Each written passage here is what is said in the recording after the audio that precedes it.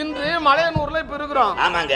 இந்த மலையனூர்ல நாம் இருக்கிறோமே, இந்த மனம் திருப்பதி ஆண்டவனுடைய அந்த அந்த ஏழுமலையானுடைய முகம் எப்படி இருக்கும் என்று முன்பு பார்த்த முகத்தை மனதால் நினைத்தால் இப்ப மனம் அங்க இருக்கும். ஆமாங்க.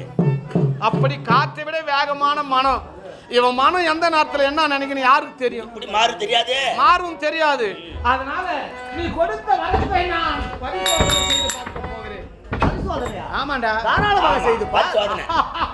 பரிசோதனை, ரத்த பரிசோதனை செய்ய போறோம். சோதனை செய்யணும்டா. ரெண்டு ஒண்ணு பரிசோதனை.